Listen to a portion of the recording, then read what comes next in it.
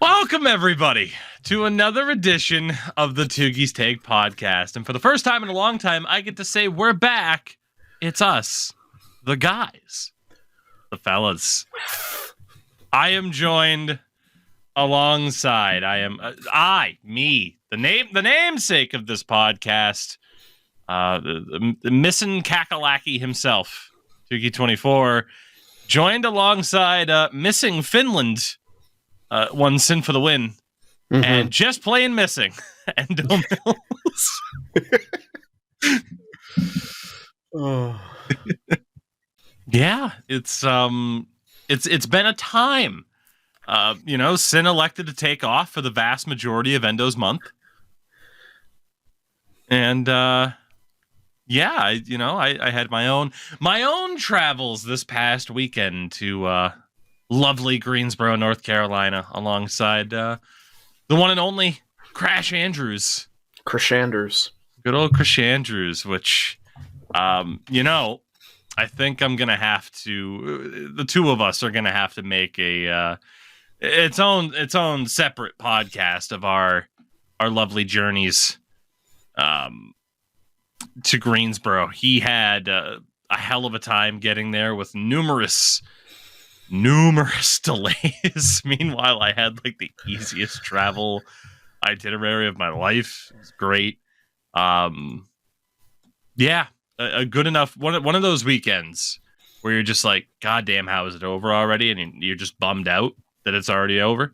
Yeah. So I probably haven't felt this way since last February, when Sin and I had gone to Finland, covered the Sports Gamer World Finals and stuff like that. My now wife got to go with me on that trip, and then once, like the second we stepped foot back in our house, we were like, "Oh, we're kind of bummed."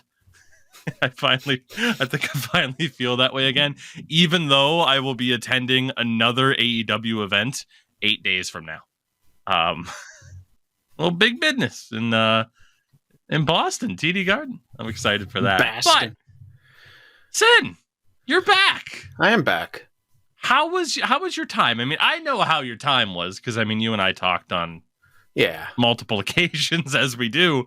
But how was your time, and how much does it suck to be back in the United States? Yeah, things are much better over there, just in general. Yeah, and I cannot wait to live there. And that is hopefully the goal, soon, huh? And hopefully quite soon. hopefully.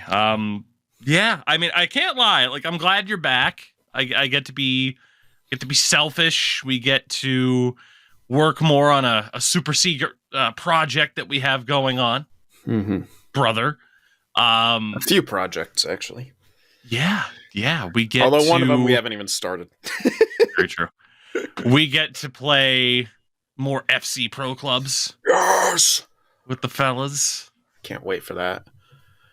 And then we get the three of us to talk hockey, which I'm intrigued to see where the three of us are in terms of current interest in the NHL, hype level, because it's a really big week with the trade deadline coming up, and we're going to talk all about that throughout the course of the show.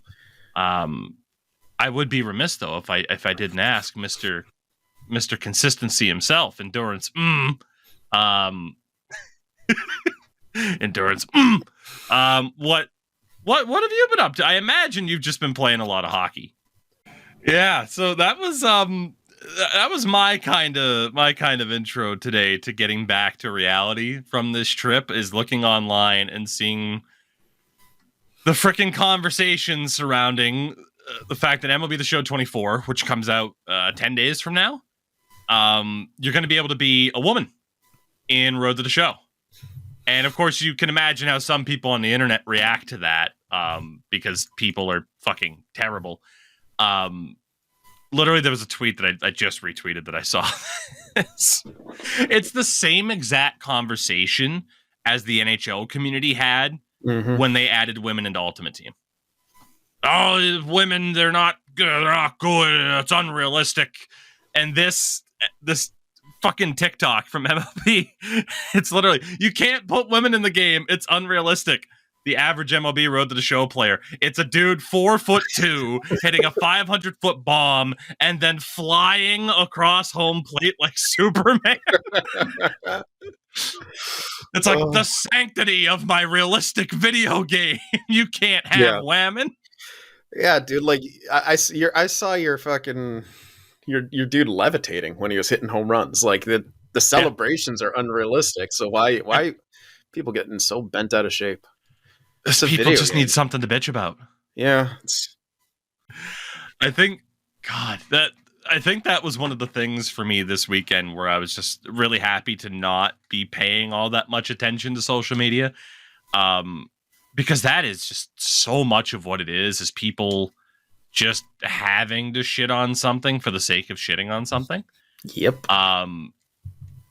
Wrestling fandom is some of the most toxic goddamn fandom you could possibly have. So, there were moments with the pay-per-view Revolution this past Sunday where people are just like, oh my God, blah, blah, blah, blah. And I'm just like, look, I was there. It was fucking awesome. Every one of the nearly 17,000 people that were there had a fucking blast.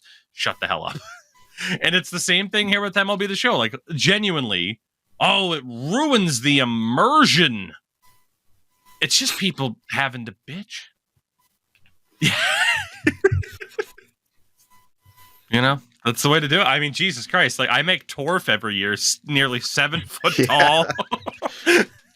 Like, he's literally, if Ivan Drago was a baseball player, like he's more steroid than man. I mean, FIFA does have some icons that aren't around anymore. Like George Best has a card and stuff like that. But what they will do is if an active player passes away, they'll take him out of Ultimate Team so people can't it was like 2016, 2017. The Brazilian team, Chapecoense or whatever pronunciation it is what it is. Portuguese. I don't speak Portuguese. There was the plane crash that killed almost the entire team. And then people went on to FIFA and are like, you want to buy the badge? 1 million coins is what I'm selling it for. They were trying to make a video game profit on a tragedy. So then EA was wisely like, look, this guy passed away.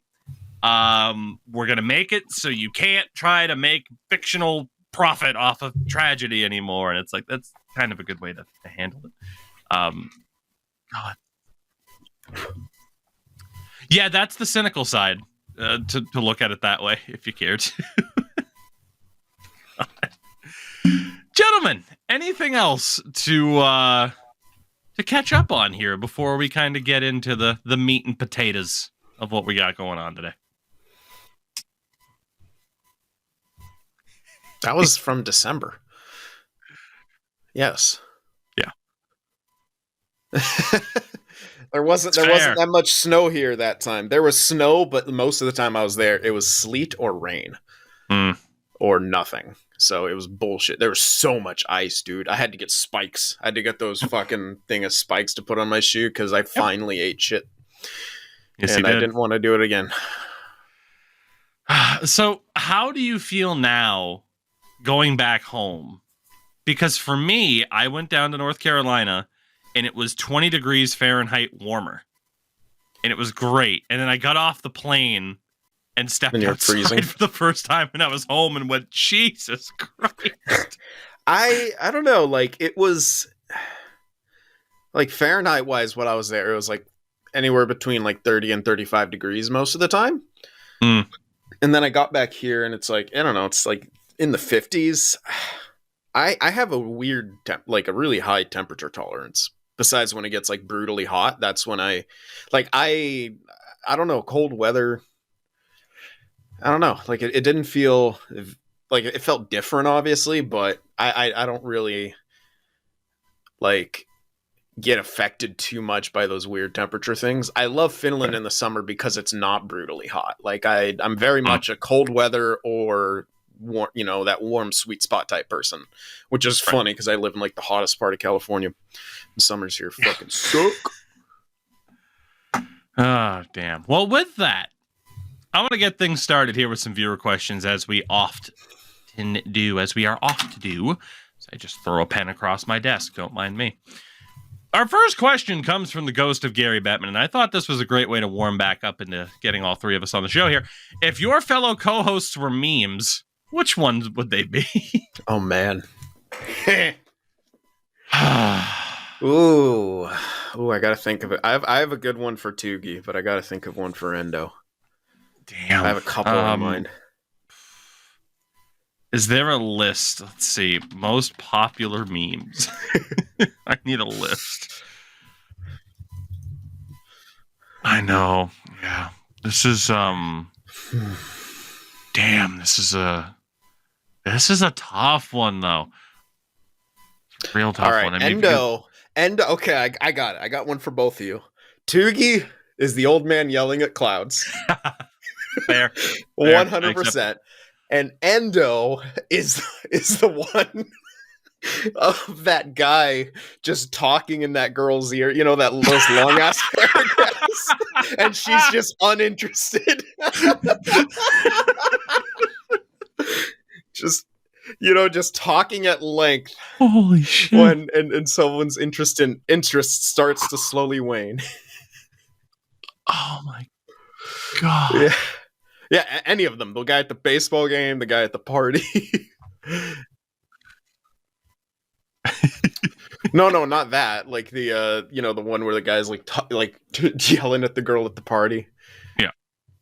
Or the one in the club or whatever, when the guy's whispering to the girl and she's just. That's incredible. Sin, you fucking nailed it. I do have one for Sin, and it's specifically for when we're playing Ishul. Uh-oh. He is the why you know. Oh my god, the old rage memes, dude. Hell yeah. Yes, he's the old rage meme, the why you know guy. That's Sin when we play Ishul at the 100%. 100%. Oh man. There's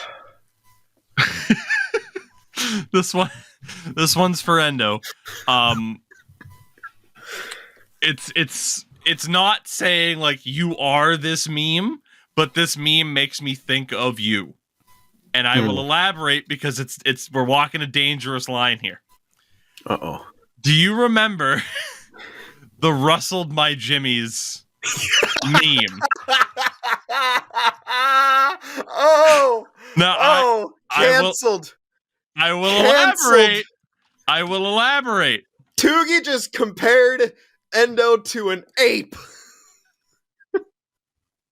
He did it because it's not your month anymore. The mask came off, and it's a pillowcase with 2 holes in it. As you look at the face of said ape. Oh, you're saying that face looks like... No, you're not letting me finish.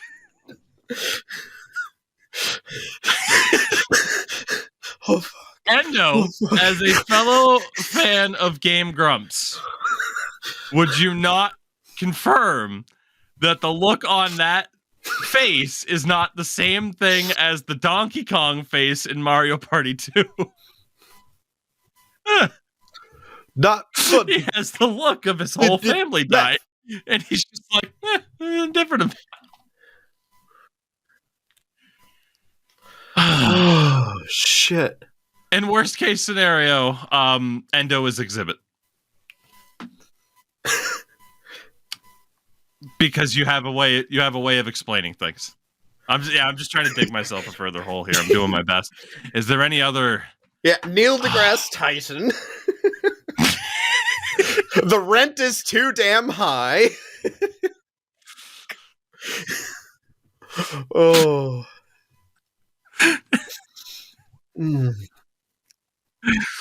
The 8, nobody got time for that woman. Oh, yeah, hide your kids, hide your wife. God. Oh, God. So you can run and tell that, run and tell that. Jesus. I got it. I finally found what's going to get me canceled. I found it. Endurance M as a meme is the that's racist kid.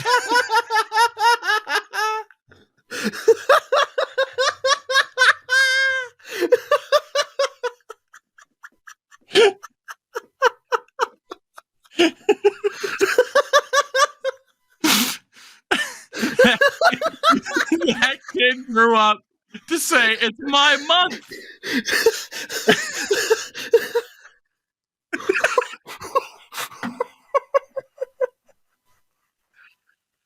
Holy shit. Whew. Okay, well, there we go. We, it was my goal to get Sin to crack as much as he got us to laugh. So at the very least, I accomplished my goal. I can't fucking stop. Oh, you know, we didn't mention the D's nuts guy. We didn't mention. Oh. What? Oh no. Damn it. Did you put your face on it? Like that time I sent you the puppy, he's never touched grass, and you put your own face on that? Oh, shit.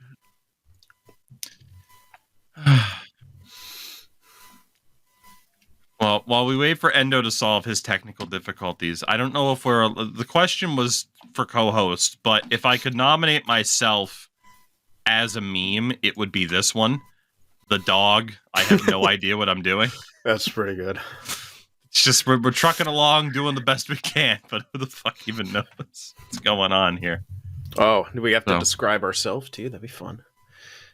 What the fuck was that?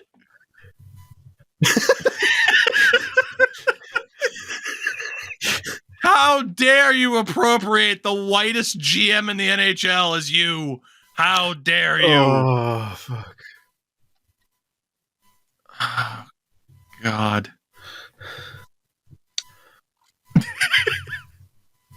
What a sizzler, he says. Whew. Holy shit. I think if I had to describe myself as a meme, I would probably be the the old the guy on the phone. Hide the pain. Yeah. No, the cat. The fucking the confused cat at the table.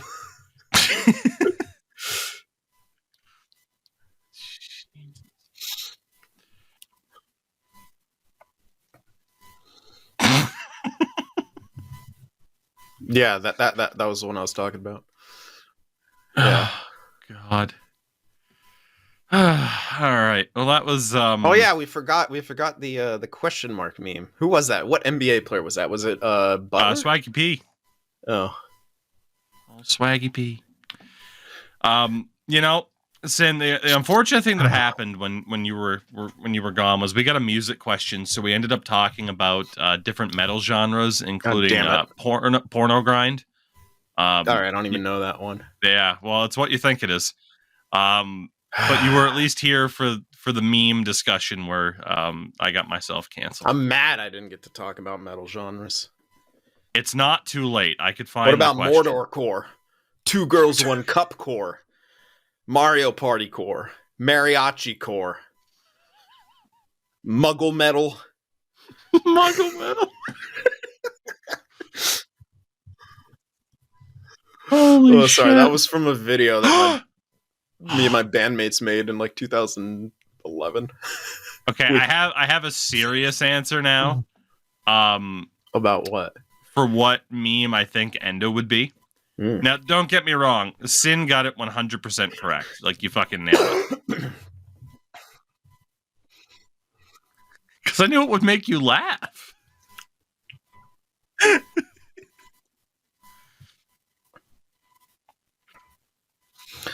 Oh my god. Oh, God. You would be the skull trumpet. skull trumpet. The skull trumpet. You know, I shared it in the chat. You remember the they had the Disturbed for the skull trumpet with the dudes? Yeah. God, By the way, Tougie, why'd you never fucking watch the video I sent you on Instagram, asshole? Oh, because I never check Instagram DMs. Ah, that would make sense. I never remember to check Instagram. I should have just texted you the link, but holy fuck, it's hilarious. Can you play it on here? Yeah, let's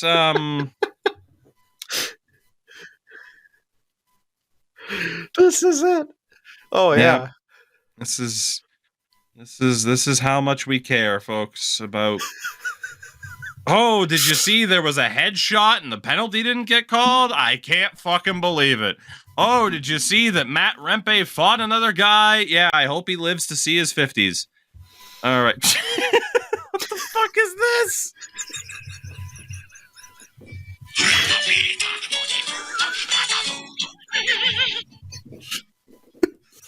So, it's Skulls. It's Skulls playing guitar.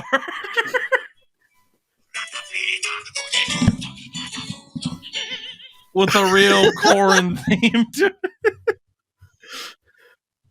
it. Jesus. Okay. Well, thank you for the question, Mr. Bettman. Yes, thank you so much. Really setting us up on a strong note in our return here. A lot of these other questions are related to trade deadline, and we'll get to that. I'm going to go to the one from Roussel, though. What active forward, an actual hockey question, what actual forward / D-man would make the best goalie, and what goalie would make the best forward or D-man? For me, the best goalie to be a skater would be Marc-Andre Fleury, just for his ability to handle the puck, or Tuukka Rask, noted sniper Tuukka Rask. But for the forward defenseman question, I'm like, who's the biggest? That's just what it is. That we don't have short kings anymore, as Endo and I discussed last week. We don't have 5'3" goalies anymore. You just get the biggest son of a bitch that you can, stick him in there like it's Ultimate Team, and hope that he makes the save. So, how's a goal?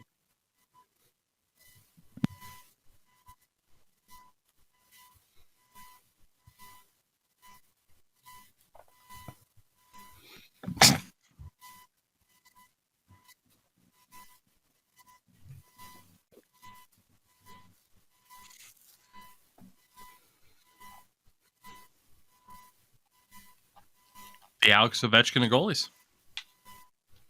It's the way. You heard it here first. Noted Bruin. Famous Hallmark. Yeah, the hard part for me is a forward or D-man who would be a good goalie. I can think of a ton of goalies who I think would be good skaters for a variety of reasons. Number one, he's not. Mike Smith retired, though, huh?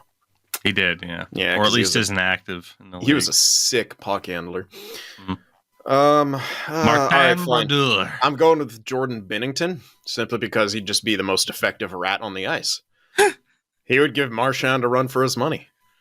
Hey, other goalies do cheap things too. Why don't you call them out when they do it? You only call out Jordan Binnington because he has the because he does it regularly. Other goalies do it sporadically. Binnington, you can count on at least like five things a season. Yeah, pretty much. That's why.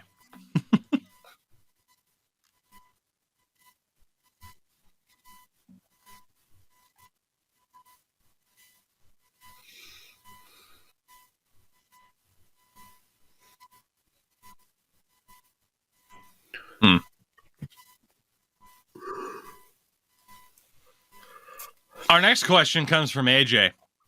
Does a repeat winner make a sport boring?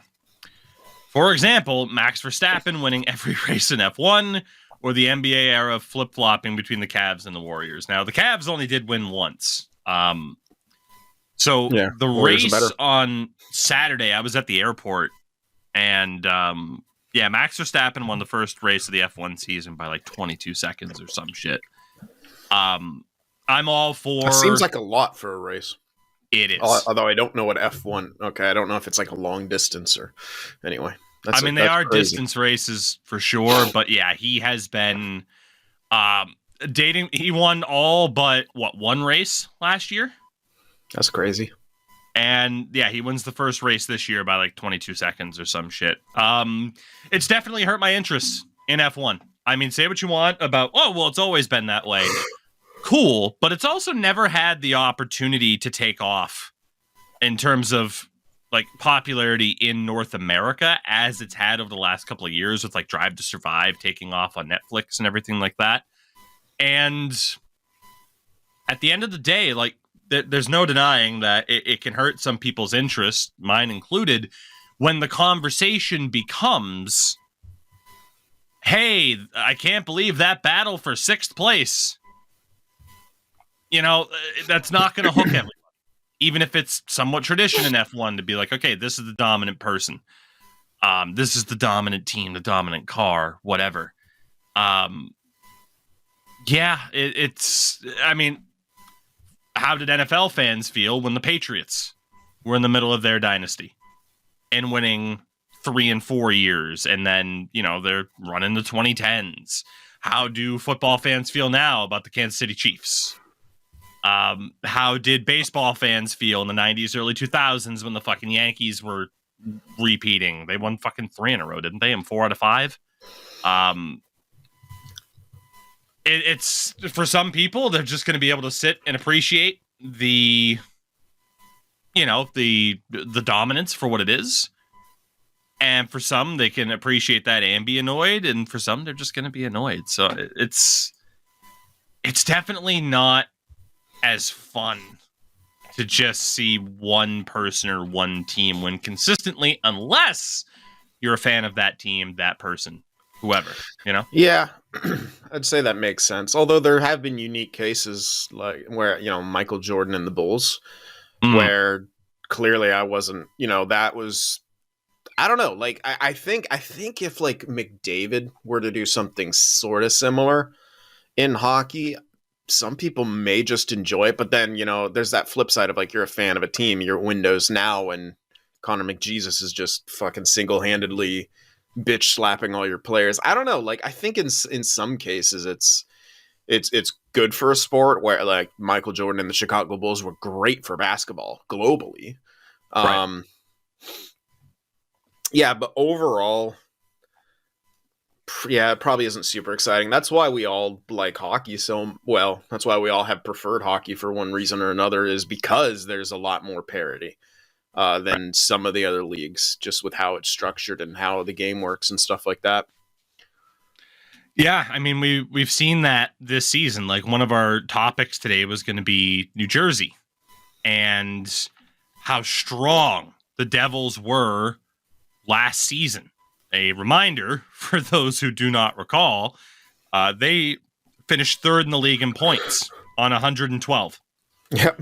Now, here we are a few days before the deadline, and they have, in fact, fired head coach Lindy Ruff, and Travis Green is the new interim head coach and already causing some ripples amongst the fan base. Like, he's benching Simon Nemitz, and a lot of people aren't happy about that. And, you know, right now they're sitting 8 points out of a playoff spot for one of the 2 wild card positions. And that's going to be, you know, flat out like, hey, this team that's currently not in, should they buy? Should they sell?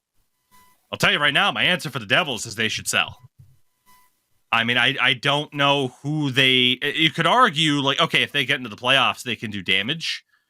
But if they have a couple of pieces that they can get rid of here, they're 8 points back with 21 games to go. It's not an insurmountable thing.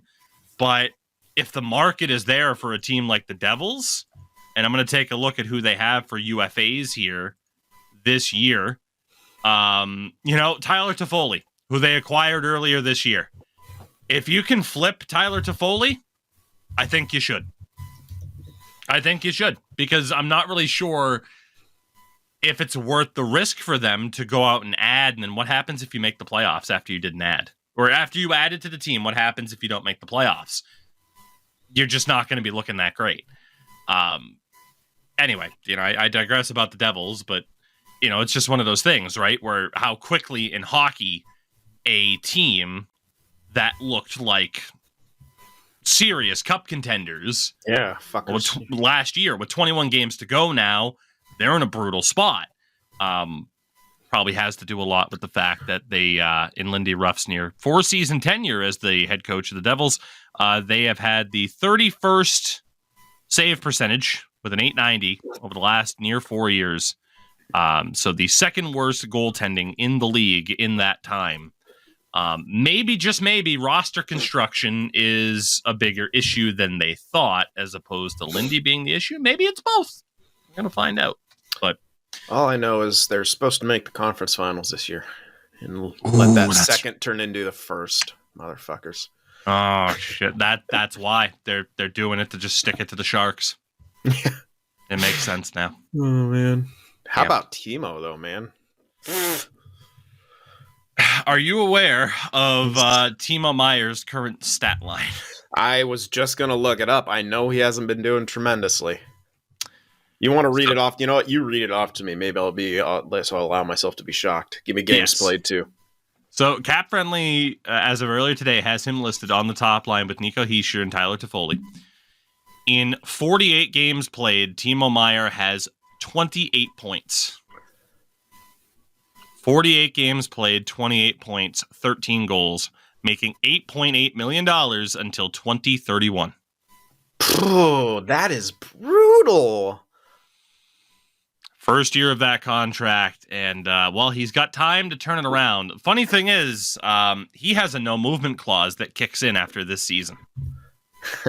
If you're the Devils, I don't know if you can get anybody to take him, but I'd fucking try. Honestly, if Timo Meier turns it around, it'd be like, oh, okay, that's not too bad. But you look at teams that have a lot of cap space, Chicago, Anaheim, Nashville, Buffalo.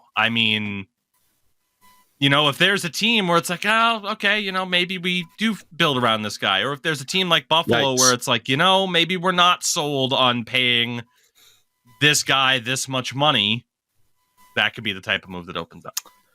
Yeah, that's tough. Yeah, I'm not gonna be like, oh my god, he's fallen off, and now we've completely won the trade. I still love our return because fucking hell, Mukka Madulin's looking sick. Zetterlund's just fine. And I'm pretty sure with their first last year, we got Quentin Musty, and that's looking good. Anyway, can double check. Yeah, because he was a late first pick of ours, and I'm pretty sure it was the Devils pick that we used to get him. Timo Meier trade. And Quentin Musty is looking real good. So the Timo Meier trade, New Jersey acquires, now this was February 26th, so we've already passed a year. Of course, this trade broke when we were in Finland, which is fun. And I remember you just being like, we better get this. Your initial reaction was, but you came around to the deal. So the Devils acquired Scott Harrington, who they put on waivers and immediately lost, if I'm not mistaken. Yep. Timo Meier on 50% retained. AHLers goaltender Zachary Immel. Defenseman Santeri Hattaka. And Timur Abragamov, forward, and a 2024 fifth-round pick. The Sharks acquired Andreas Janssen, who left for Europe. Gone. Fabian Zetterlund, who's still there. Mm-hmm. Nikita Okhotyuk. Yo. Shakir Mukamadulin. Yeah, Okhotyuk's decent. He's a third pairing guy of the future, probably. 26th overall pick from last year, Quentin Musty. Mm-hmm. That's what I'm really happy about. A 2024 conditional second that states if the Devils make the conference finals this year and Myers plays in 50% of the games. It was either that year was last year. Made the that was last final. year. Yeah, This year is now if they make the Eastern Conference final, it becomes the Devils first. Yeah. Well, that ain't happening at this point. It seems unlikely. Yeah. We will talk a lot more about the trade deadline ramifications and everything that's kind of going on there. Couple other questions. Let's go for the old PK Subban enthusiast. There was a question in regards to like PWHL rules and stuff like that. Let me get the exact wording for this, but essentially it was going to be one of our topics of conversation anyway regarding the PWHL, because they did something essentially that a lot of people are like, oh, the NHL should do this. And that kind of seems like what the PWHL is doing.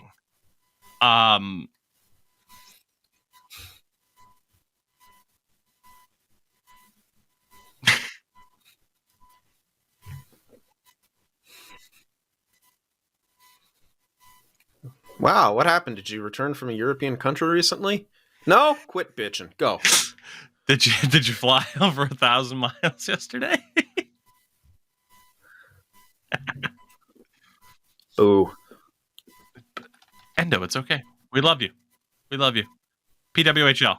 PWHL, baby. So what they are saying, shut up and go get your coffee. I'm trying to give you an out. You keep talking. Anyway, they are kind of doing what he's the best. I love him. He can still hear us, I'm pretty sure. Maybe not. No, or maybe not, brother. We flipped this off. So the PWHL is kind of doing that thing where it's like, hey, let's try out all the cool ideas people have that the NHL won't use. And that includes their playoff format, where they announced that the top 4 teams at the end of the regular season will make the playoffs. The number 1 seed will have the opportunity to select if they want to play Team 3 or Team 4, which has been done in other leagues before, but obviously a big kind of move there. But then the even more controversial one has been the, quote, gold plan for the draft lottery that a lot of people have talked about. Hey, this would be cool. No. So draft order is going to be determined by how many points a team earns after the team is eliminated from playoff contention. Now, some people are like vehemently against this because there's the idea of, oh, is that going to stop, tanking or whatever? It's like, oh, are good teams still going to end up with the picks? I think it's a damn good rule because, like you're talking about a smaller league right now in general. But the idea is, and if we take a look at the PWHL standings right now, if I'm not mistaken, it was a 21-game regular season. Teams right now have played anywhere between 13 and 15 games. As of the time of recording, you have the bottom 2, which is funny because it's only the bottom 2, right? Like, there's only 2 teams that can end up with that top pick. And right now, through 14 games played, both Ottawa and New York are on 16 points. So it comes down to, okay, once New York and Ottawa, if they are officially eliminated from playoff contention, however many points they pick up in those remaining 7 games determines who gets that top pick. I like that a lot. Now, you could argue, like, how well it would work in the NHL. It wouldn't. I don't think it would either, necessarily. It'll work for this format because there's so few teams. Right. It would not work when as the teams get increased, because then you just come up with a cycle of bottom feeding teams stay as bottom feeders, and they just can't potentially. Get out of it. Potentially, I'm intrigued to see if it would work in the NHL, because obviously right now, like in the way the NHL is structured right now, it would not work, because a team like Chicago, a team like San Jose, you can't look at them as they currently are constructed under the gold rule system, because they would not be constructed the way they are if that format existed. I do think it could work in the NHL to try and keep like that general competitiveness up, but the negative to it to me, and let me know if you disagree, either of you, would be I feel like you'd get less younger talent getting a shot. You would. You would more than likely get the veteran players who are more proven, because teams know, okay, we might not be bad, but we can't intentionally be bad to get these younger guys an opportunity. Would Chicago be playing Alex Vlasic first pair with Seth Jones? No. I can't imagine. I like Alex Vlasic. I do too. I But really wanted him in the draft. would he be getting that opportunity though?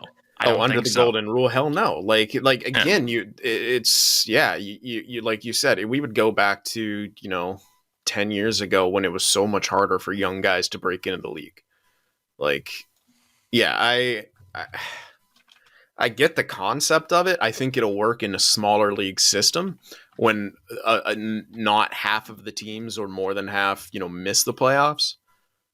But in like a larger team basis, like it's tough. I don't think it really works.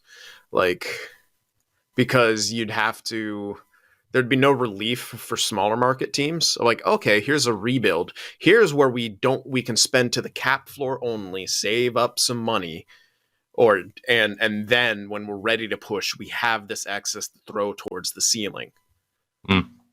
When we are ready to be competitive. Because it's not just a cap thing and being the best team that you can. It also comes down to a financial thing for a lot of these teams.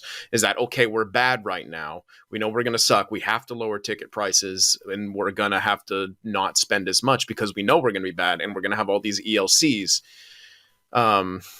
And yeah, if you had this thing, teams would almost feel like they're being forced to go up to the cap, because if you want to get that top pick and have those great players on those entry levels, you have to be one spot out of the playoffs. And then what happens on a weird tiebreaker thing? It's like, oh my God, we're going to get the first pick. And no, never mind, we're in the playoffs. Like, that's great. You do get extra revenue for that. But if for the grand scheme of things, it's not good for team development. It would make free agency a hell of a lot more interesting. And we'd probably see a lot more players going to free agency rather than signing longer term contracts necessarily. But I don't know. I think that would be a very flawed system, and I think the negatives would far outweigh any positives. Because no team wants to be bad forever. The goal of tanking is to get a nice core of young talent that you can be good for 10 plus years with. And then you're competitive. Like, it's cyclical. I want to talk about the trade deadline, or the trade deadline coming up here in just a few days. And I kind of mentioned the current standings that we have right now, and kind of taking a look and saying, like, okay, who do you expect to go for it? Who don't you? And obviously, for playoff teams, there's different levels of going for it. Mm-hmm. Like, the Florida Panthers are already going for it. They're top of the Atlantic Division right now. They're going for it. Will there be a big ad for them? Who knows? But, much like the Bruins, if there is an addition to be made, they'll be in the conversation at the very least. It's just whether or not they make the deal. Then you have another team kind of like Toronto, where it's like they should be in it, but are they going to do I don't know, maybe we don't want to give up that first round pick this year, or this pick for whatever freaking reason. As it is, John Tavares, they lost to the Bruins, and John Tavares says, yes, like basically dropped the word lesson and lessons learned and stuff like that. And I saw a Leafs fan on Twitter being like, motherfucker, it's been 6 years of learning lessons. Stop losing to the Bruins, who they haven't beaten all season. The only real team in a playoff spot that I wouldn't consider as like fully going for it in the East is Philly, because they're just like, how the fuck are we here talking about memes? Mm-hmm. They're the ones where it's like, how are we here? Where's our competition? In no way should the Philadelphia Flyers be 6 points up on the New York Islanders for that third playoff spot in the Metro. And as it is, there's talk for the Flyers, and rightfully so, about, hey, we'll probably move on from like Sean Walker or something like that. And that's the right call. For them, it's house money if they make the playoffs. If anything, you could argue it's a bad thing if they make the playoffs, because they're probably not really good enough yet. And I mean, it's unfortunate that a certain defenseman happened to get hurt, but you did just trade Cutter Gauthier this year, and you kind of want that high-end talent still. So they're the one team that I look at that's currently in a playoff spot where it's like, yeah, if you can get something for Sean Walker, God, take a bag of pucks for fucking Mark Stahl if you can get it. Like, do whatever the hell you can just to get whatever. And if you still make the playoffs, then you're kind of laughing to the bank, really. Yeah. Even if you get wiped out in the first round, which I don't really know. Like, Philly without Sean Walker, less likely to win, but are they drastically, like, do they go from like, oh man, you had a 60% chance to beat the Rangers in the first round, now you only have a 35? Like, no, if you trade Sean Walker, it's like, oh, I had a 30% chance to beat the Rangers, and now I have like a 22. You know, get what you can for Sean Walker. But that brings me to the current teams on the outside looking in, or in the top 2 wildcard spots in the East, because top 2 is Detroit and Tampa. Tampa's had a really freaking weird season where it's like Vasi hasn't looked great, but Kucherov's been insane. Got booed at the All-Star weekend. And Detroit, very much hungry to make the playoffs. The Patrick Kane gamble has paid off perfectly. He has been better than I think anybody could have expected, honestly. Like, he's coming off of major surgery, and it's like either he's cooked or this is going to give him a few more good years. And for Red Wings fans, they're very ecstatic, as they should be, that it's given them a few more good years, presumably, or at least another good year of Patrick Kane. But the teams that are not in, I kind of want to know. Now, I don't expect, obviously, like all three of us, we're not going to sit here and be like, yes, we know everything about every team. It's great. But at face value, a team like the New York Islanders, 22 games to go, 6 points out of the playoffs. Buy, sell, or stand pat with Patrick Waugh as their head coach. I don't know. Are we just talking about the Islanders, or are we allowed to comment on any team? We're allowed to comment on every team. I mean, I was going to kind of go up and down the order, just in terms, like, not expecting to say much about some of these teams, but there are ones where it's like, okay, there's at least a debate to be had. So it's up to you if you want to hold off or just go for it. Your call. Oh, okay. Yeah, I don't know if the Islanders, they're 6 points out. They do have 3 games in hand. Can Philly keep it up? That's the big question I'd be asking if I was an Islanders, if I was in the Islanders organization. The thing is, it's like, what do you think Lou's going to do? Win GM of the year. Yeah, again. I guarantee you they sneak into the playoffs. He wins GM of the year. Oh, 100%. 100%. Yeah. They don't have any big pieces to sell. Clutterbuck, Matt Martin, Mike Riley, Swedish Sebastian Aho. It's like, maybe add something if you can, but I'm kind of with Endo where it's like, don't sell the farm to make the playoffs, because they are that type of team. I said it last year too. The way they're constructed, they're always going to be a threat in the playoffs if they make it. They just might not make it. Yeah. I honestly think they could maybe even benefit from getting something at the draft, like a mid first pick, mid to early. Like, that could be decent. But yeah, I don't know. Islanders are tough because they just are so weirdly inconsistent in the regular season, and then sometimes a beast in the playoffs. Like, they had like multiple conference finals appearances in a row not too long ago. I don't know. But again, that was Barry Trotz, I think, coaching them at the time. Yeah. I don't think they're that much of a defensive dynamo anymore. So I don't think they're the same team that would go deep in the playoffs again. Though they do have some of those physical players, as you mentioned, that are benefit from playoff hockey. The Washington Capitals. 22 games to go. 7 points out of a playoff spot right now. Fresh off of waving Evgeny Kuznetsov down to the AHL. That was wild. Jesus. They can't really sell much, but the thing that I came upon this interesting point made that the Washington Capitals right now is their sole existence is to be a vessel for Alexander Ovechkin to break the record, and I agree with that. And I think that's what's going to sell tickets right now. So you can't go crazy in your selling, but you need to get something back. I think that if you sell, you don't sell for draft picks.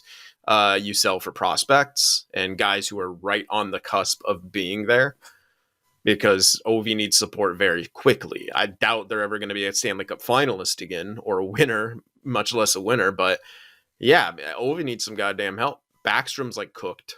Kuznetsov, unfortunately, he just can't get his shit together when it comes to his addiction. And I'm not too sure if I like how the Capitals have handled it, like putting him on, like just throwing him away on waivers and stuff. But I mean, this has also been ongoing for several years, right? Like the first like breaking of him snorting lines or whatever was at least 3 years ago. That was when they made the Cup final in like 2018. Poor guy. Yeah. Yeah. So I think they're at their wits' end, I guess. That's what that move. In a vacuum, it looks bad, but I think with everything else that's happened with Kuznetsov, which is unfortunate, he was a hell of a talent. Yeah, I'd speak.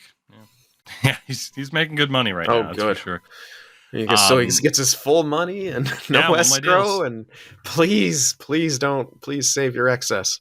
For the Caps, Mantha, Pacioretty, Obey Kubel, Joel Edmondson are the expiring deals, UFAs that they could try to get something for. Like, I'd maybe hold Mantha, but that's about it. Yeah, that's Vegas fell off a fucking cliff, by the way. They have been doing terribly.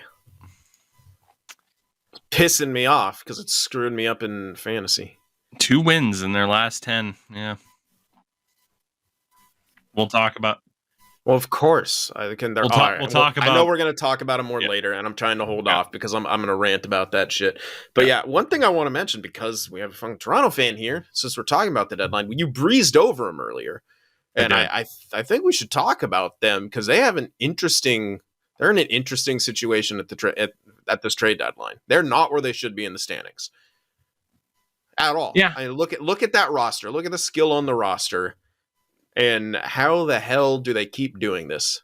Underperforming. Guess who they're going to play in the first round of the playoffs? Pretty much guaranteed by this point.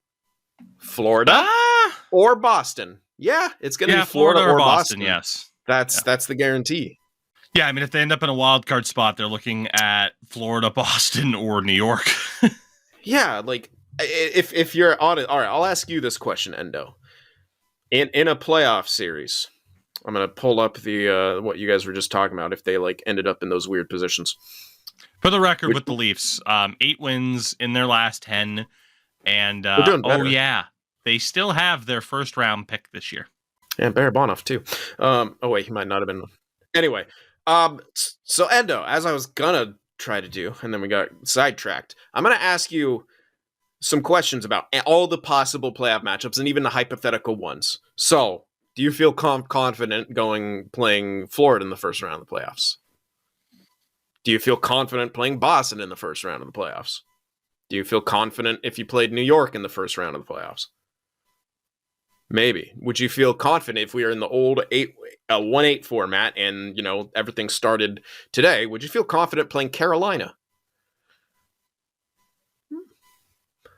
So you answered maybe for one. Yeah. Tentative yeah for one. And then a hard no on 2 others. Why? Like, why? I'm aware, but like, how is a team with the talent that Toronto has, in the minds of pretty much everyone in the league, expected to just get fucking swept aside by pretty much anyone they face? I'm curious how you've never mentioned the players. I said they're skilled, yes, but it's when does the buck fall on them? Does it fall on them because the core 4 is still together? I'm just saying all your top guys are still together. Breaking trade. Oh, the Vegas Golden Knights have acquired Anthony Mantha from the Washington Capitals. I just said they should sell Mantha. I am a fucking prophet. Did you say they should? I thought I could have sworn you said they should keep him. Oh yeah, I did. I was like, wait, I made a point about Mantha. I'm like, the only one you keep is Mantha, and he's gone. My bad. Of course. Oh my god. Yes. I'm not going to talk about the IR yet. Okay, so anyway, but yeah, that Toronto thing, and I wanted to ask that because it brings me to the point I was going to make about their trade deadline, is that this new GM, does he trust this team to sell futures to get players for now? with their performance this year, how inconsistent they've been. Yeah, because we could have mentioned that earlier, but yeah, there was the Tanev trade to the Dabless Stars, as they have been called, where Tanev ends up in Dallas on a 50% retention. New Jersey was involved, retaining money to make it happen. They got a fourth for it, and Dallas ended up with a second, a conditional third, and defensive prospect Artem Grushnikov, which is a lot lower than what people thought Tanev was going to go for, and leads to the Leafs being like, hey, why the hell weren't the Leafs that involved, and so on and so forth. Nope, we might have lost Endo. We might have lost Endo. That's okay. Sin, make your point about this whole topic. Yeah. I think they should stop. I think they missed their window to really make a difference. If they don't go for it this year, they can't go for it next year because they have that situation where Nylander's contract kicks in. Tavares is still making $11 million. They're going to be stretched even further. There goes all the supposed increase of cap out the window. They have to wait yet another year. So I get holding on to the first this year, but the trade should have been made to move one of those guys, probably Marner. And you can't now because the no move kicked in on July 1st, I want to say. Yeah. Okay. And yeah, so if they would have done that, been able to restructure their team and then use their first to trade for, other stuff like that. But also, I think they should still trade their first this year and try to do something because you're screwed next year.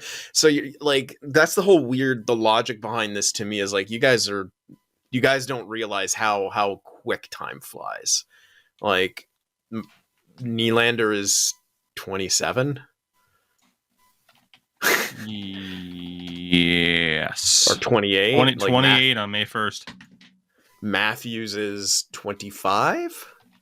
Austin Matthews is 26. Oh my god! And then Marner's the same age or a year older. Like that's Mitch crazy. Marner is 26. He'll be 27 on May 5th.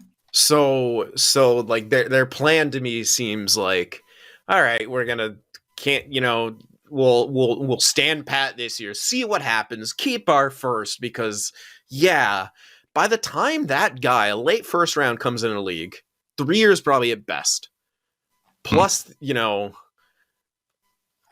sure, it would kind of line up with what they're planning right now, but next year they're screwed for cap-wise. They're going to have no depth, and it's going to be the same old story as this year. So you're essentially saying you have to wait an extra year. You're talking about Nylander's 29-30 season. Marner and Matthews' 28-year-old seasons is when your window is going to start again. To me, that's kind of insane when you've had the level of talent for them. I think if you're not pushing every single year, if you're Toronto regardless, you're doing something wrong. Jason Robertson, utilize him or trade him. First rounder, trade it. McMahon, utilize him better or trade it, and utilize your cap space for not dumb stuff in the offseason, stuff you don't need, like Klingberg. I understand the reasoning behind Bertuzzi and Domi, but I don't know, man. I think the Leafs are so much of their time is spent thinking about the future that they're trying to make it like a franchise mode, and that's not how real hockey works. Like, you can't have your cake and eat it too. I was looking up. Oh, but the Foligno trade that hurt. So fucking what? It happens. We got Marty Havlat in a trade, and that turned out terribly. But you know what? We kept fucking going for it. Yes, it leads to a rebuild eventually. That's cyclical hockey, baby. You can't rebuild as you try to contend. I was looking at ages over the years, in regards to the NHL and the average age around the league and stuff like that. And this year, the vast majority of players, or not the vast majority, but there are more players in the league in the NHL right now at age 27 than any other age. Second is 28 at 71 years old. Now, you can get into debate over prime years. But essentially, age 21, there's 19 players. Age 22, there's 40. Mm-hmm. And then it doesn't dip below 40 until you start talking about age 33. So you're talking about age 22 to 32 is where the vast majority of the league currently resides. And you could potentially restrict that further to say 23 to 32. Prime years 27, 26, 27, 28. Like they're at that time, right? Like they're not exactly there yet with all of them. They're getting damn close to. You have to figure this out, because then, like you kind of mentioned, before you know it, it's going to be like, oh shit, William Nylander's 30, Austin Matthews and Mitch Marner are almost 30, and then it could end up being, oh shit, these guys are 33 now. What the fuck? Like Morgan Riley's 29. I hate to say it, but like that's what happened to the Sharks. Yeah. Oh, 100%. I do think they pushed more consistently than we've seen the Leafs do so far. But with the Sharks, it was, okay, we pushed. We didn't make it, but we pushed. We pushed. Oh shit, we can't push anymore. It's over. Like we got close, but 2019, right? That was it. Where it's like, okay, maybe 2019 wasn't the last ride. And then that cold hard dose of reality set in. I'm like, nah, that was it. That was it. And for some people, it's like, you could even argue the cup final loss to Pittsburgh was when it was like, oh fuck. And then you got 2019, which was like the last glimmer of hope before it was just like, you're done, you're toast. Yeah, the thing that I said, what I said in when we lost that cup final, Pittsburgh's like that was probably Jumbo and Marlowe's only shot. Mm-hmm. And 2019, we had that glimmer of hope. I always wonder what would have happened if the Blues hadn't headshotted us into oblivion. But that's how the playoffs work. They're fuck the rule book. I don't know. I think we probably would have lost to Boston, but maybe we could have got there. I don't know. You never know how those matchups end up. But they were similar teams, Boston and the Blues, in a lot of ways. So probably Sharks were getting clobbered either way. And just too many old legs. But yeah, and we were very similar to the Leafs in the sense that like when our prime core guys or our core guys were in their prime, we were underachieving a lot of the time. Right. Most of the time. And that is frustrating. But we kept going for it, selling firsts when we had to and stuff like that. There are a few detrimental mistakes made towards the end, especially, i.e. letting Pavs walk and signing Kane instead. But yeah. So yeah, that's where I think Toronto's in that kind of spot where it's like, what are you doing? You can't do this waiting game anymore. You can't try to continue to refill the cupboard while pushing, like, Father Time is catching up quick. And I know I'm not calling Matthews, Nylander, or Marner old.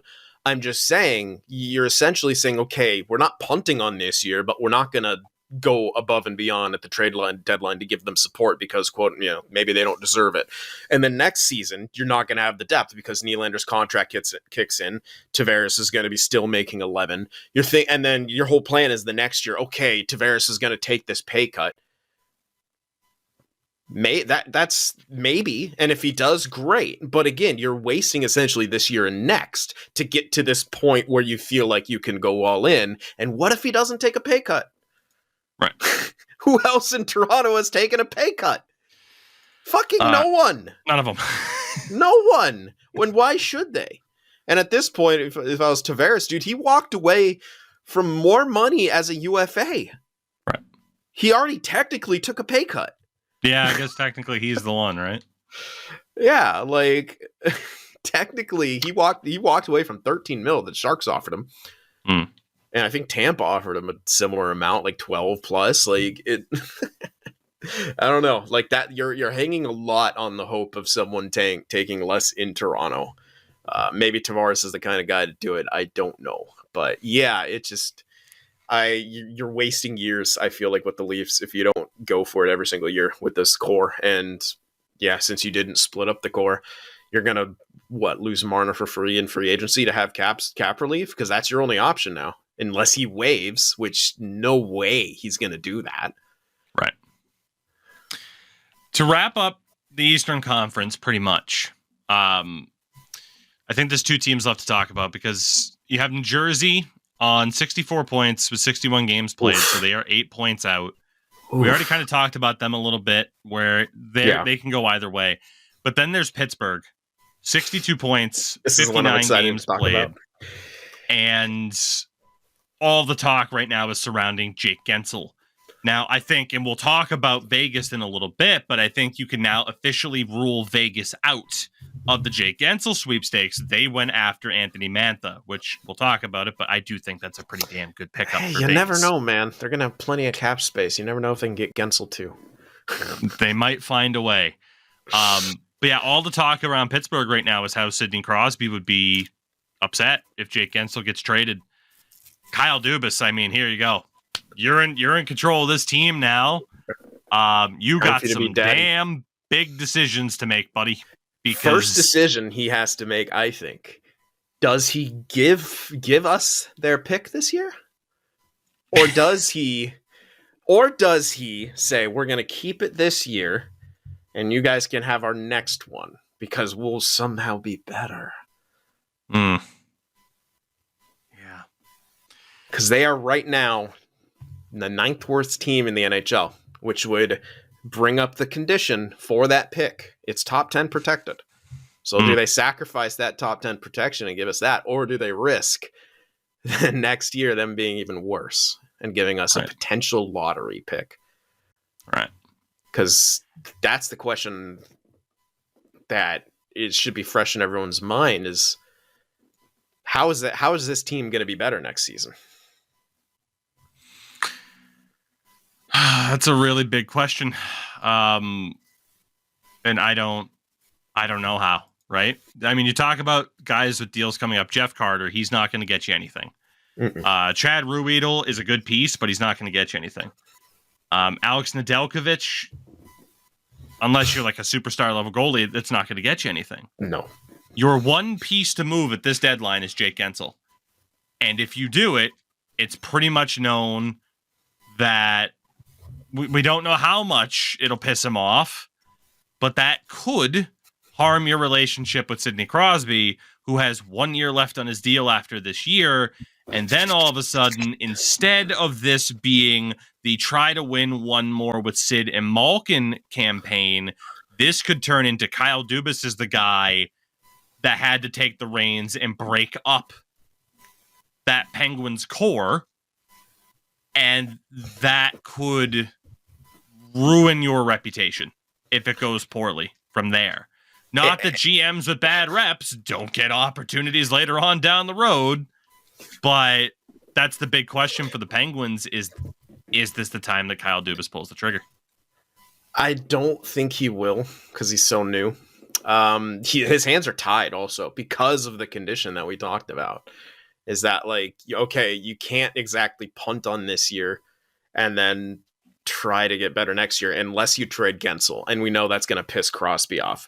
You can't really, hold on to the pick for this year. And then you're probably going to be worse next year, no matter what you do. And then you give us an even better pick in a time where that's probably when you want to start the rebuild. At a time where Kyle Dubas sits down with Crosby like, hey, it didn't work this year. I have to break this up. I gave you guys a shot. I brought in Erik Karlsson. I have to break this up. Right. We got to do this. We got to rebuild. And then your first year of saying that, you'd be able to trade Crosby. And he'd be like, if he's on that last year, you trade him somewhere cool. But there's the thing, you don't have your own pick anymore. So your tank is already fucked. Right. So that's why I'm really curious to see what Pittsburgh does in regards to that pick. Because, man, oh man. It could be good either way for the Sharks, and I'm really, really excited. They have Malkin for 2 more years after this, Ricard Raquel for 4 more years after this, Karlsson for 3, Letang for 4, Ryan Graves for 5, Jari for 4 more, Rust for 4 more.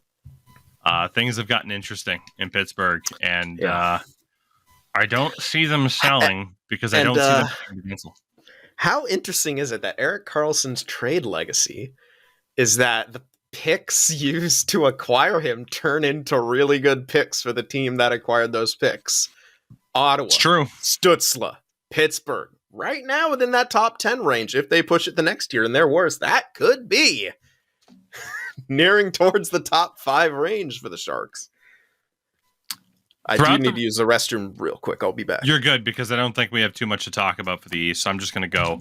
But throughout the rest of the Eastern Conference, you're pretty much looking at players where it's like, yeah, they're teams where they're going to sell. The Buffalo Sabres are 10 points out of a playoff spot right now with 20 games to go. It's been an incredibly disappointing year for Buffalo. Now's the right time for you to try to get whatever you can. I don't know what they can get for Victor Olofsson, Gergensen, Okposo, Eric Robinson, Eric Johnson, but you try to get whatever the heck you can, because let's be honest, none of those guys are core players. Alex Tuch's name has been thrown around as well. It's not just UFAs that get dealt. But yeah, if you're the Buffalo Sabres, it's been an incredibly disappointing season, and you don't want to kind of have that air of, hey, we're selling again, but it's what's best for the team. And it's the same situation for teams they're just out of it. Montreal, Ottawa, and Columbus. They are dead in the water. That's the only way to put it. Like it's done. It's just a matter of when it'll be mathematically done. Montreal, they don't have too much to move, at least for UFAs. You got Tanner Pearson, basically, and Chris Weidman as UFAs. Colin White, who I also think is injured right now. I saw something about that. He's day-to-day at the very least. So Montreal doesn't have too much to move. Ottawa, they're a little bit more interesting. Vladimir Tarasenko, Dominic Kubalik. We'll see what they could get there. Tarasenko's not going to fetch you what he used to be able to get you. And then Columbus, obviously, just another team who had super high hopes, and Jack Roslovic's really the only UFA. So, Sin, now that you're back with us, I was just saying, the bottom 4 teams, Buffalo, Montreal, Ottawa, Columbus, sell what you can, even if you don't have that much to sell. You're not making the playoffs. But we talked about that at the start of the year, right?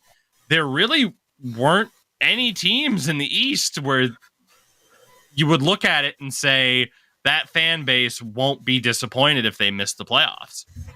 There might have been some fan bases where it would have been like, okay, we're not really expecting it. But even, a good amount of Montreal fans, I think, are going to still be disappointed that they weren't able to push at least a little bit better than they have for a wild card spot. I mean, they are out of the race at this point, So 100%. That's the East. The West, obviously you have teams right now, Central, Winnipeg, Dallas, Colorado at the top. Could easily see them adding. Vancouver, Edmonton, and Vegas at the top of the Pacific. Vegas did just add, making use of the Mark Stone LTIR move to get Anthony Mantha. And Sin, I know you have thoughts on that. Can I talk about it yet? Yep, go ahead. This is every year they do this shit. They're the best. They are the best. They keep doing it.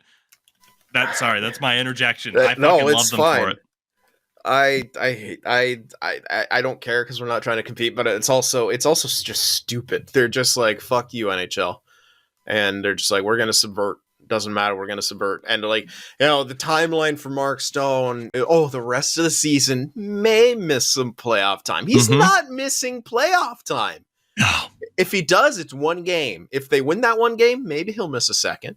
But it's if they lose that first game, if he doesn't play, he's back for the second. But more than likely, he's coming right the fuck back, like the Undertaker coming out of the coffin just in time. It's absolutely ridiculous that we keep letting teams just get away with this consistently. It's like, I agree, but it's so fucking smart, because of course every single year prior to Tampa being the first team to take advantage of this, right? Every single year, there were always the stories of, man, that guy was hurt heading into the playoffs. Probably shouldn't have been playing. And now, I believe it. Mark Stone is hurt. Yeah. But in the past, he would have kept playing. Now, teams are like, go get the surgery. We'll get the extra cap space. You'll be back in time, and we'll make an even stronger push. Mm-hmm. like I said, years past, Mark Stone just would have kept playing, and he would have played like shit because he was hurt, and people would have been like, "Oh man, Mark Stone sucks." Now teams have gained the system. They figured out how to take advantage of it, and there was no better example than the Vegas Golden Knights, and I love it because it makes the NHL look fucking incompetent, which they are. I am loving. Yeah, Vegas. I get it from that side. Like, I'm torn on it because of that. Because it's like, it's Vegas and fuck them. And they've been, wheeling, dealing, and gaming everything that they can since their inception. Right. And yeah, fuck them for eternity. But yeah, the NHL this is what they get for having, everything up to interpretation, from the rule book to how the league works to how everything's officiated. Everything. This is. Yeah. This is what you get. This is the fucking bed that they made. Now fucking lie in it and look stupid. You don't have a hard cap. You have a hard cap, asterisk, some, terms and conditions apply. Like, ugh. In terms of the non-playoff teams in the West, I think it's a very similar story, right? Like, you have Los Angeles and Nashville currently occupying the 2 wildcard spots. They are teams that, aren't like Philly, where it's like, oh, get rid of this guy, and if you make it, maybe Nashville is like the Philly of the West, where you could maybe see them get rid of a piece, and then they'd be like, hey, we got something, and if we still make the playoffs, cool, and if we don't, then we're, hey, we're getting a relatively high pick in a stacked draft. Whereas the Kings, definitely have the motivation to make the playoffs. They were looking much better than top wild card seed earlier this year, but it gets us to the teams that aren't in the playoffs currently. St. Louis Blues, 5 points out, 21 games to go. Shit or get off the pot, St. Louis. Like, it just feels like year after year now. It's, Colton Parayko might get traded, and this might. What do you want to be? Who are you trying to be? I don't understand from the St. Louis Blues perspective. It's like, okay, something finally happened with Tarasenko, but beyond that, I don't know. I don't know what to make of the Blues, but if history is any indication, they'll probably just fucking stand pat here then at this point, which is annoying. And I'm not even a Blues fan, just to have it be like, oh, cool. Yeah, we're just hanging out, just doing our thing. Whereas Calgary, who are only 2 points back of the Blues, have actually done some things, right? Like, there was the Tanev trade. They might have with it, though. They've been so annoying with it. Oh, for sure, yeah. But we're not going to move anyone. We can resign all these guys. We're not going to move anyone. And they're just trying to like raise the prices on their own players constantly. Right. And for them, they have one piece left. No disrespect to Kevin Rooney, Oliver Chillington, Jordan Osterley, Dennis Gilbert, or even AJ Greer, former Bruin. They have one piece left to move, and that's Noah Hannafin, who's on an expiring deal. You have to. Like, you're not going to make the playoffs, and if you do, you're going to get fucking stomped because you're not that well-constructed of a team, even if they've been okay. 6 wins in their last 10. I'm sorry, if Calgary plays Vancouver or Winnipeg in the first round, or Dallas, Colorado, Edmonton, it's not going to happen. It would be a big upset if it were to happen. Move Noah Hannafin, get something for the guy, move on type of thing, right? Like I said, the West is an interesting situation where, you got a team like St. Louis in front of you, but again, St. Louis doesn't have much to move either, so it's like you might as well, at least in terms of like UFA, right? Like Kapanen, Sammy Blais, Scandella. Like, if St. Louis does something, it's going to be someone with term like Colton Parayko, who, God, has 6 fucking years left, so I doubt it. Calgary has an easy UFA to move, an easier deal to make. Just fucking do it, right? Yeah. Just do it. Another team that is kind of like the Islanders of the West, or even New Jersey, the Seattle Kraken. Good last year, found some playoff success, and now here they are, 7 points out of a wild card spot with 21 games to go.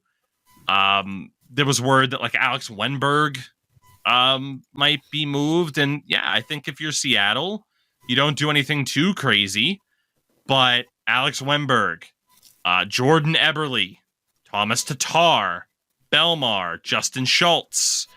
All those guys are UFAs. I mean, I have a Jordan Eberle Kraken jersey, but man, if I'm a Kraken fan with that jersey, I'm going to say, hey, you should be able to get something half decent for Jordan Eberle and then have him come back if he likes it that much, you know? But I think for Seattle, man, if you're 7 points out of the playoffs like you are right now, sell off some of those parts. You've kind of figured out now who, the core of the team is. You know that, okay, Burakovsky is still super important to us. Jared McCann, Vince Dunn got that big deal in the offseason. You don't have to blow it up, but you're certainly not going to add to the team either. So just make a couple of deals here and there, get something, and come back for next year. Yeah, they don't try to be something that you're not for Seattle, for sure. Right, just to keep up with. We made the playoffs last year. We got to do it again this year. Yeah, and don't look to Vegas. They are the exception to the rule. Absolutely. Yeah. Minnesota, 8 points out of the playoffs with 20 games to go. Dead cap city. In terms of UFAs, and again, UFAs aren't the only pieces that can move. They have Brandon Duhaime. Going to be a Bruin, I'm sure. Alex Goligoski, Dakota Mermis, and Marc-Andre Fleury, and also Patrick Maroon. They don't have much to move to bring in a big return. And $14.7 million in dead cap this year and next year. After that, it drops to 1.6 from Parise and Suter. It just feels like you're trying to survive right now. Are. But the problem is you have Kirill Kaprizov. He'll be a pending UFA in the final year of his deal once that $14 million finally comes off the books. I would trade Kaprizov. I can't imagine them doing that. He is the best player in franchise history already. I know, but they screwed it up with those buyouts. They really, really screwed things up with those buyouts. I don't know. It does heavily affect the window. Yeah, because basically Kaprizov, if he resigns on that last year of his deal, he's entering his 30s. Yeah, he is going to turn 27 at the end of April. So he is going to be in that kind of similar situation like we talked about where the Leafs currently are of, okay, you're not able to make the most of Kaprizov's beginning stages of his prime because of prior mistakes of prior management. But is the rest of the team going to be built up to where you can make that strong push once that $14 million is off the books? Yeah. And maybe, I mean, you do have another younger forward or a set of forwards like Matt Boldy and Marco Rossi. I mean, defensively, Brock Faber's been insane. Maybe they have the pieces, but you need more pieces. Yeah.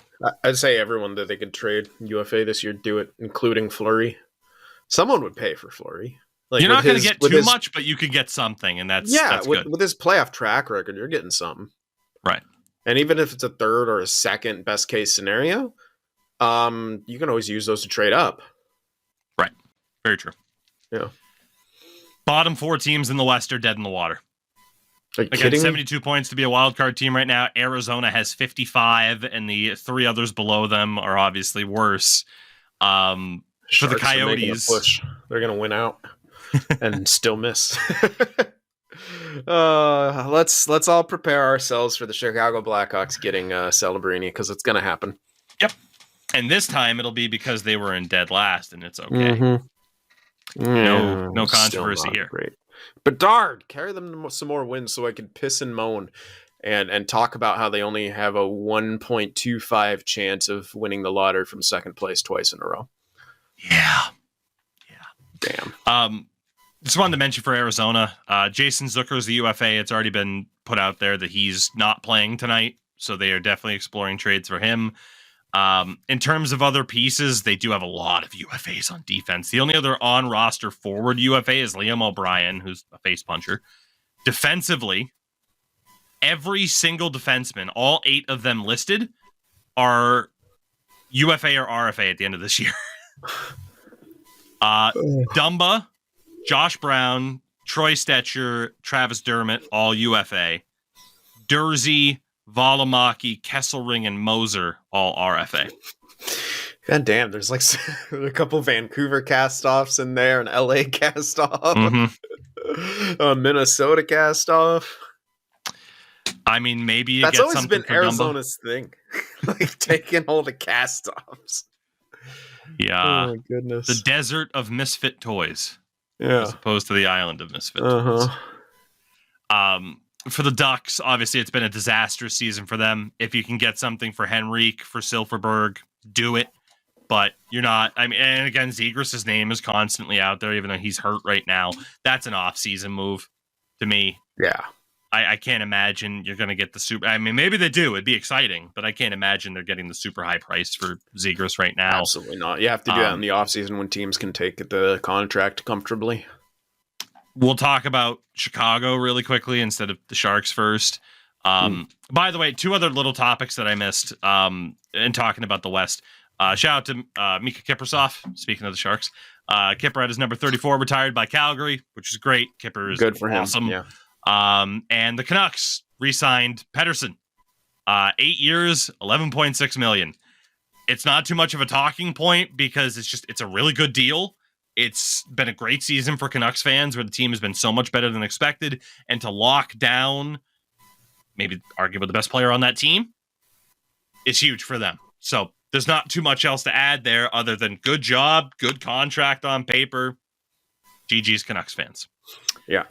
From a deadline perspective with the Hawks, if you can get something for Tyler Johnson, Beauvillier, Colin Blackwell, Jared Tenorti, I mean, get what you can, but again, you're not going to get much. Like, they're already stripped down. Like, I can't envision a situation where it's like, oh, yes, the Hawks traded this guy for a first. Like, that's just how. Yeah. I can't envision it. Simply can't. The Sharks are in an interesting situation.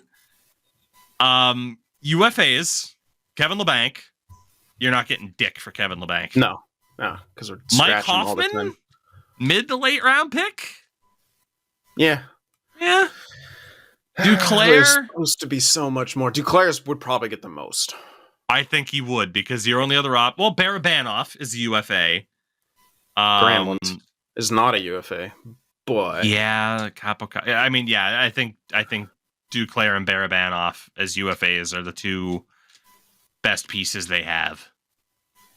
I don't think either is going to fetch too much of a return, but yeah, you knew this coming into the season.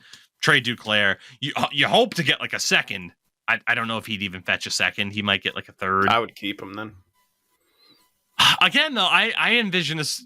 Maybe I'm wrong. Maybe it's too video game for me, but the idea of like trade Duclair, and if he liked it there enough, say, hey, we're willing to give you some money to stay, but for now, go try to win. It's better for us. It's better for you, and then come back if you want to. Yeah, I don't know if that ever happens. I don't think it does, but it's fucking stupid that it doesn't. Yeah. It's, people rarely You're come not back. wrong, but neither am I. God damn it. Yeah. Yeah, no, I get it. Yeah, I was hoping for some better performances out of certain people so they'd get more at the deadline, particularly Hoffman. So the price just, do you have any other thoughts on the Sharks, or should I tell you the price that Vegas just paid for Mantha? Oh, God. A second and a fourth. That's it. Let me look at his stats. Jesus Christ, that's it? He has been pretty damn good this year. Especially from 34 points in 56 games. Jesus Christ. Yeah. The fact that it only got a second and a fourth. Right. And there is a conversation going on right now regarding Mantha. In regards to like, okay, how good is he defensively? Because if you look at, let's say, like a JFresh card, his defensive metrics are way the fuck up there. And someone, Jack Hahn, had responded A reminder that good defensive impact doesn't necessarily correlate to a good defensive player. Most of Mantha's shot prevention value comes from his offensive zone puck protection game and his ability to help get his team up the ice. Yeah. That, to me, describes a good defensive player. You don't need to be Patrice Bergeron in the defensive zone as a forward. If your impact on the ice from a defensive standpoint is that you keep the puck away from the other team and you can put up points in Mantha's case, fucking A, Vegas. 2nd and a 4th to get a player like Mantha. He's a perfect player for them too. That's the thing as well. He's Mark Stone. Like he is literally like they are taking Mark Stone, maybe like version, a slightly lesser version. Yeah. But slotting him right into that spot. Yeah. Duclair only has 23 points. Yeah, he second is the best case scenario. Yeah. And if Mantha's only getting a 2nd and a 4th, be happy with like a 3rd or a 4th for Duclair at this point. And that makes me not want to move him. Yeah, Hoffman's only got 20 points. Jesus criminy. We're a couple days out from the deadline. Our next show, we'll talk about what happened at the end, but I, right now, cannot imagine a better bang for your buck deal. I thought Dallas had that pretty much locked up with Tanev. I cannot imagine a better bang for your buck deal than what Vegas just got for Anthony. I can't keep Anthony getting Mantha. away with this. That is such a good fucking trade for them, man. Holy That's crap. insane. That is such a good trade at face value. We'll see how it pans out. You never know. Face value. Great deal for Vegas. Like, Granlund could be a guy that gets moved. Yeah. He has, I think... God damn. Dude, the NHL app sucks. Yeah, it does. Holy crap, man. I gotta use other... I'm looking... Well, good lord. I will say, in terms of the deadline, I'm excited for it. Maybe not as hyped as I used to be. That's definitely because I'm very much like in a wrestling fan kind of mode right now. But I'm intrigued to see how this all plays out and what the market ends up looking like. Because again, no first round pick for Tanev, no first round pick for Mantha. It kind of screams that teams are very hesitant to give up first round picks. Rightfully so. This draft looks like it could be a good one. And if they're hesitant to give up those first round picks, I don't see the blockbusters happening. I don't see Trevor Zegras getting moved. Maybe I'm wrong. Maybe it happens, but it seems unlikely at this point. Did you find what you were looking for? Yeah, I was looking at his stats and then trying to see what his contract was. If it's 2 years left, I'm pretty sure it is, or a year after. For Granlund? Yeah. Mikhail Granlund's contract on the Sharks right now is 1 year left at $5 million. Yep. So probably not this year. Maybe next. Yeah. But he's been pretty damn good this year, which is why I think he could get sold simply because the Sharks have been saying, "Oh, we think he could be, a solid part of our future here." So it's either, you're trying to upsell, or it's like, yeah, you really do consider that he could be one of those veteran guys you keep around the younger guys during the rebuild. But yeah, he's been pretty decent. Like he was terrible at the beginning of the season, but yeah, he's got an equal or more points than Mantha does in less games played. So to wrap this up, because I made the terrible joke. So Crash and I, when we left the pay-per-view on Sunday, we tried to game the system of walk away because Uber prices were up because everyone was calling an Uber. So we're like, let's walk a couple blocks away and try to call. The prices never dropped. So we ended up walking 2 miles back to the Airbnb, which was fine. It was a bit bizarre in a strange city, but it was fine. And we saw a sign in a neighborhood of like, my student goes to Berkeley, but not like Berkeley, but it was almost like it was spelled in a way where at first I read it as Barkley. It's like, yes, Charles Barkley University. And we so wish that you or Endo were there with us to be like, what would Charles Barkley offer at his university?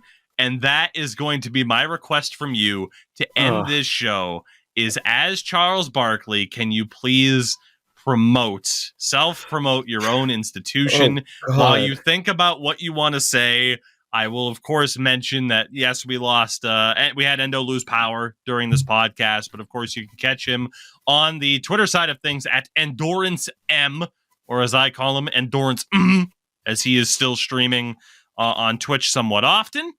And of course, you can catch Sin for the Win Productions on the YouTube side of things. Catch me on Twitter and Twitch, Tougie24. I'm going to be back for a couple of days at least before taking another couple days off to head down to AEW in Boston on Wednesday the 13th. But Sin, if there's nothing else, I will say take it away, Charles. I don't know. I'm so jet lagged.